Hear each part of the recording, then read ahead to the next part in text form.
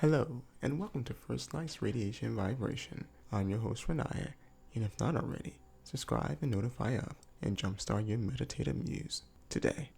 Now into today's reading, a reading about destruction, about purpose, and about change.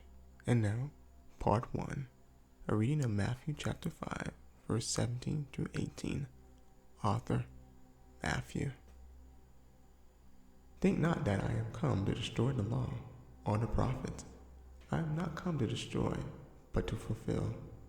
For verily I say unto you, till heaven and earth pass, one jot or one tittle shall in no wise pass from the law, till all be fulfilled. And now, part 2, diving deep into Matthew chapter 5, verse 17 through 18, an Hebraic analysis. Okay, so why don't we start off with a scriptural comparison? So, as you know, we have Matthew chapter 5 and 17 and Matthew chapter 5 and verse 18 together side by side. And what we want to do is compare words that are similar. So, of course, the Messiah comes forth and says he has come not to destroy the law or the prophets. But then we run into this word, not to destroy, but to fulfill, which is the Greek strong word G4137.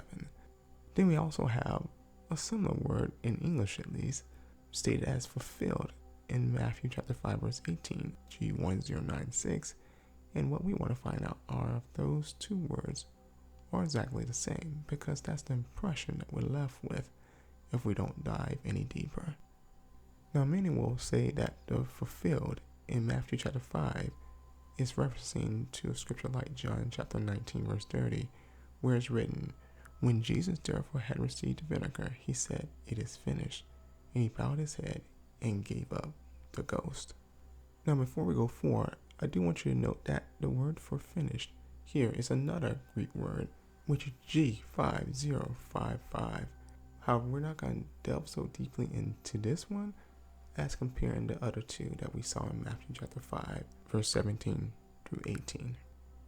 So for your convenience, we have a side note slide right here that notes the three different words in Greek for Matthew chapter 5, 17 through 18, and also John 19, verses 30.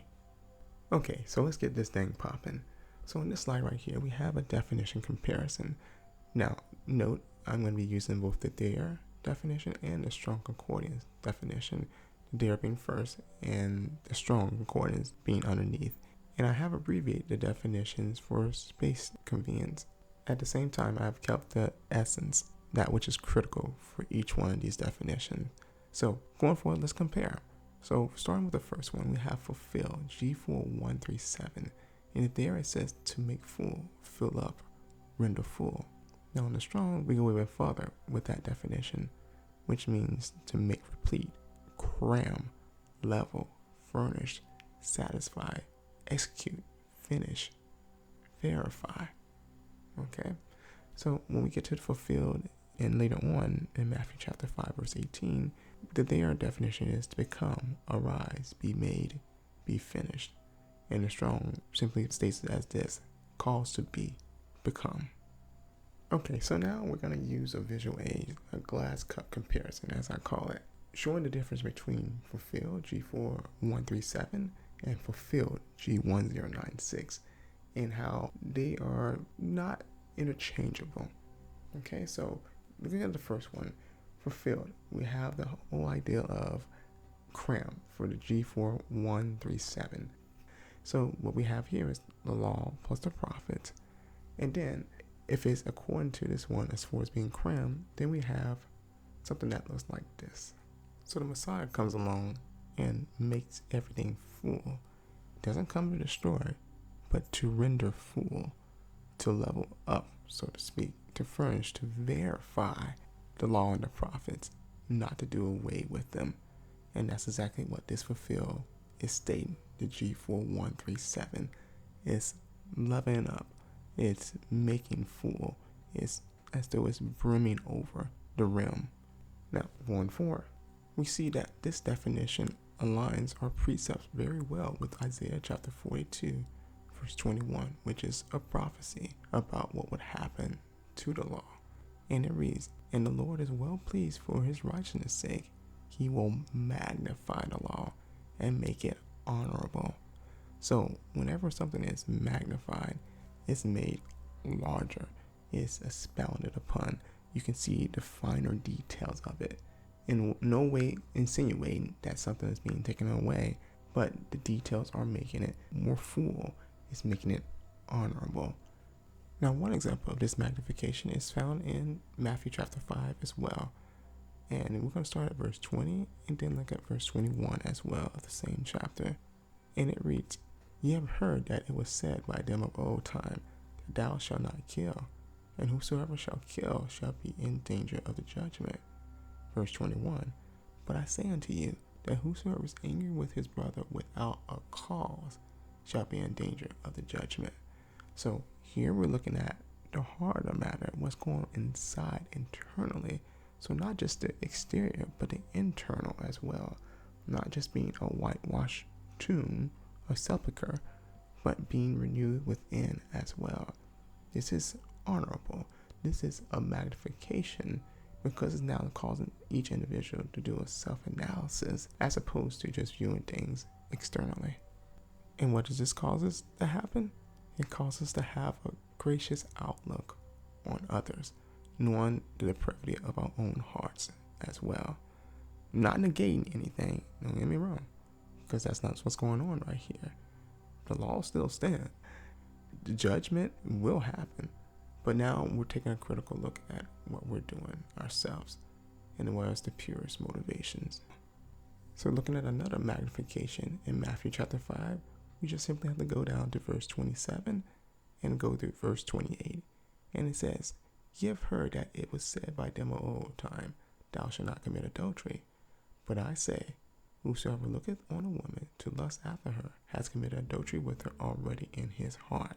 So again, we come to the ideal that the law is being magnified. It's going deeper in and not just staying on the surface, where we have to have a sober judgment of ourselves first. But in no way is it negating the command, "Thou shalt not commit adultery." It is making it even, if you will, tougher or more challenging, not alleviating anything in the least bit. With that said, it's easy to see why everything did not need to be regurgitated in the New Testament to make a point, because the Messiah was only adding on top of that which was already written. So that when you get to a spot like Luke chapter 16, verse 31, where you have the Messiah describe a parable with a rich man and Lazarus, he can say that Abraham said this, "If they hear not Moses and the prophets, neither will they be persuaded, though one rose from the dead." Now going forward, what most people want Matthew chapter 5, verse 17 and 18 to say in both spots is the fulfilled G1096. So they'll take the law plus the prophets, and then they'll exit and then replace it, as you see in the slide, with the Messiah and what he said, and that will be it. There's no magnifying. There's no precept into Isaiah 42. There's no looking at distinctions even in Matthew chapter 5 as to what the Messiah came to do. It's just the Messiah and him by himself, as though nothing else was relevant before him. Now going back to our scriptural comparison slide, we're going to look at Matthew chapter 5 verse 18 and look at the stipulations that are in that particular verse. And it reads, "For verily I say unto you, till heaven and earth pass, one jot or one tittle shall no wise pass from the law till all be fulfilled." And this is very true. Everything has to be fulfilled before even the smallest stroke in Hebrew can be removed. And this is the rub. Everything hasn't been fulfilled, neither in the Old Testament, as we so call it, with the artificial divide that man puts in the Bible, in the writings, neither has it been fulfilled in the New Testament.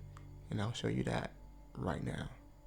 So looking at Isaiah chapter 66, verse 23, it is written, "And it shall come to pass that from one new moon to another, and from one Sabbath to another, shall all flesh come to worship before me, saith the Lord." Now obviously this has not happened as of yet. all flesh is not coming before the Most High to worship him. And even if someone was to say, oh, the new Sabbath is on the Sunday, which a lot of people will argue, you have another day that most people are unfamiliar with, the new moon, which brings clarification. And plus, with it being set in the older writings, that misunderstanding would not be taken away. Just say that in the New Testament, the Sabbath was mentioned, then people could construe it and mistaken it, and even perceive that it was talking about Sunday at some point. But wisely, it is left in the older writings, so that misunderstanding is not taken away at all. The Most High is wise, and he knew what mankind would do. So, clear example, all flesh not worshiping. Everyone's not coming from new moon to new moon, which is another story in and of itself, because we know that's not new moon per se, and a lot of trickery with that as well. Different lesson altogether. But we have 2 days that are specifically from Israel that Christians and others are not following and has not been fulfilled. Now, if we go to Acts chapter 1, verse 11, this is one that has not been fulfilled yet. It says, paraphrasing, 2 men in white apparel said, the same Jesus, which is taken up from you into heaven, shall come in like manner as you have seen him go into heaven. So he was taken by a cloud when you read the account, and that has not happened yet. His return hasn't transpired, and his return is talked about in the older writings as well. But clearly, all prophecy, all the writings, all things have not been fulfilled, and neither has heaven and earth been removed. So not until those 2 things happen, and this is the conclusion, not until these things happen that are written of both in the Old Testament and New Testament, and you have the removal of heaven and earth, can even the smallest bit of the law be taken away. So now, as to leave nothing unturned, I would like to answer the question of what was finished in John chapter 19, verse 30. And why is that? Because we prefer no one have a stumbling block or anything that will serve as an excuse or hindrance in their search for truth. So let's elaborate on what this finished is when the Messiah is on the cross and he says it is finished, and then he bowed his head and gave up the ghost. For the answer to this, we turn to Hebrews chapter 10, verses 4 through 5, and it reads, for it is not possible that the blood of bulls and goats should take away sins. Wherefore, when the Messiah cometh into the world, he said, sacrifice and offering thou wouldest not, but a body hast thou prepared for me. So since ancient times, it was already known that bulls and goats, their blood would never be able to take away sin. And the key point here is that a body had been prepared, and that this specific prophecy was being fulfilled at that point in time. Not that it was a conclusion of everything. That being saying that would turn the Bible upside down on itself, and it would be untruthful all the way through, and everyone would be able to put the Bible down at that point, since obviously everything has not been fulfilled. Anyway, we get greater clarity as we read further into Hebrews chapter 10, looking at verses 9 and 10. Then said the Messiah, Lo, I come to do thy will, O God.